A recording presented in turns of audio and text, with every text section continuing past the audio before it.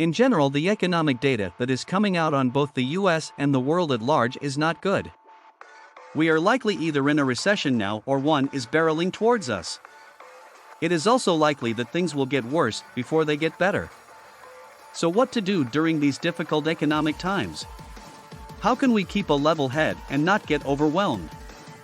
How do we make the wisest choices to protect ourselves? In this video, we'll give you a number of practical tips for what to do with your personal finances during a recession to come out the other side in the best possible shape. Before we begin, please like this video and hit the subscribe button with notifications turned on so you will be first to know about new content. Our mission at the Personal Finance and AMP Investing channel is to empower people to achieve financial independence. Subscribing will help us achieve that goal. Now, let's get back to today's video. We've lived through good times and bad, and we find ourselves entering not great economic times. The free money from the government and cheap loans are over. The times of low inflation and rising wages are behind us. We are basically at full employment now, but there are some signs that job losses might increase in the future. So what do we do? Let's go through a list of practical things that we at the Personal Finance and AMP Investing channel recommend as solid tactics to get through challenging economic times as strong as possible. 1. Increase your savings and pad your emergency fund. Yes, our first suggestion is not to pay off debt but to increase savings. These times are so unprecedented and difficult to predict that if you had to choose one over the other, having some savings is better than not having debt. The reason is that having extra savings can be used for anything that you need. Not having debt helps in the long run, but you might need that cash urgently. If you are confident that you have sufficient savings to cover yourself, then by all means pay off some loans, especially high-interest credit cards. This will reduce your future liability of principal as well as reduce the interest you'd pay on the debt. 2. Stay on top of your debt if at all possible. Continue making the minimum payments on your loans. Late or missed payments will lead to a reduction in your credit score, which would hamper your ability to get credit in the future, or at least at favorable terms. So stay on top of your payments. If you can't make all the payments on time, first contact your lender to see if they can help you by adjusting your payment schedule temporarily more favorably. If you have to miss a payment on unsecured debt. As we discussed in the video on a deep dive into what debt actually is, there is both secured and unsecured debt. With secured debt like a car loan or home mortgage, the lender can repossess the asset that is collateral. Meaning they could repossess your car or put a lien on your home. Lenders cannot do such things with unsecured debts. They can't take away your college degree or the sweater you bought on sale with your credit card. So pay your secured debts first so you don't risk losing key assets. Consider selling secured assets to generate cash to pay off debts. You'd be better off selling that now slightly used car to raise cash to pay off the debt than get it repossessed. Downgrade to an old used beater car that will still get you from point A to point B but won't cost you much. Sell your house to get out from under the mortgage. It's possible that you have sufficient home equity built up if you've owned the home for a while that in a true long-term difficult situation, you could survive on that equity in cash. Downgrade to a smaller home or apartment that costs less to live in. 3. Reduce household expenses. This goes without saying and needs to be done immediately. Cut drastically. Likely there are lots of ways you can save money. We'll list out examples of what can be done, including several that are likely fairly harsh. Sell the house and downgrade to a smaller, less expensive home or apartment.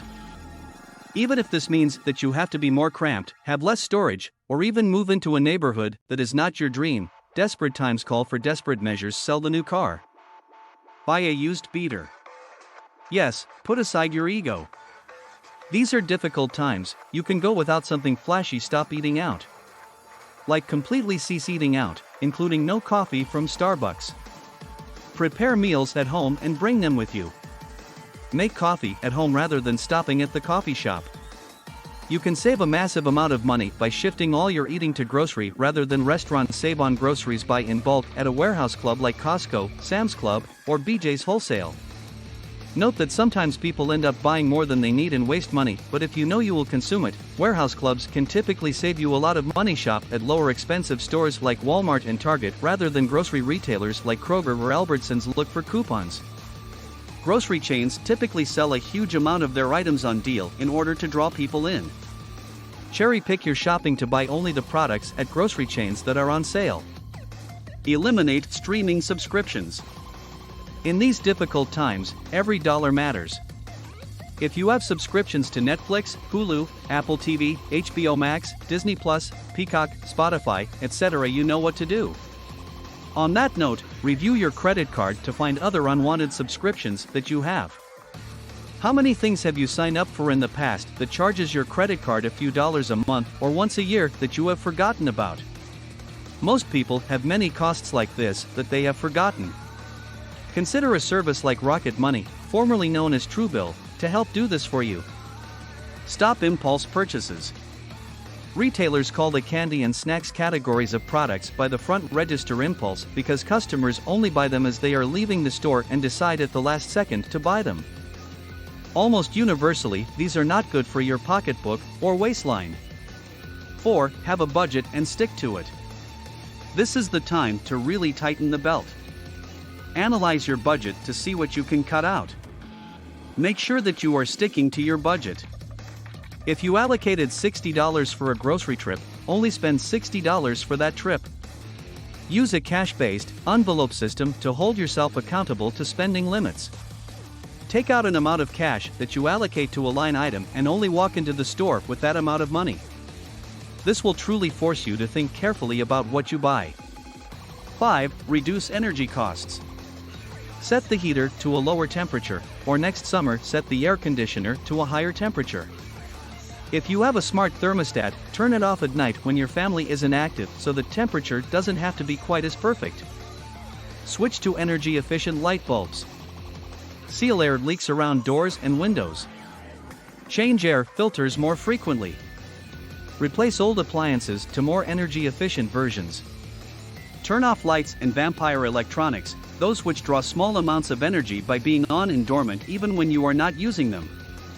None of these ideas will solve all your problems, but all of them will help in totality and are better for you anyhow. 6. Consider a job switch.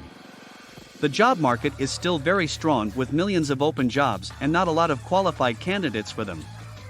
You might have opportunities to make a change and get more money for doing so. A Pew Research Center study saw that workers who changed jobs between April 2021 and March 2022 saw earnings jump by more than 10%.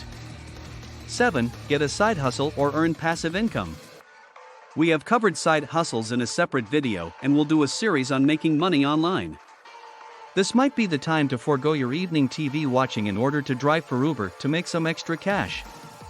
8. Stay invested if at all possible, don't sell your assets that are in the stock market. If it is an emergency, of course you should sell. However, selling your assets at a loss just to shore up your cash position is not prudent. One saying in the finance industry is that bull markets make you money. Bear markets make you rich.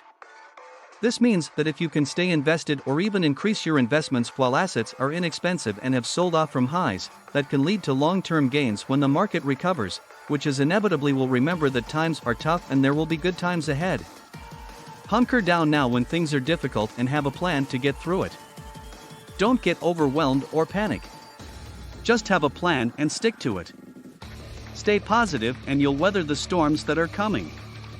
Let us know what you think in the comments section below. Also let us know if you have specific topics or questions you want us to address in future videos. Don't forget to like this video and subscribe to our channel so we can help achieve our mission of empowering people to achieve financial independence.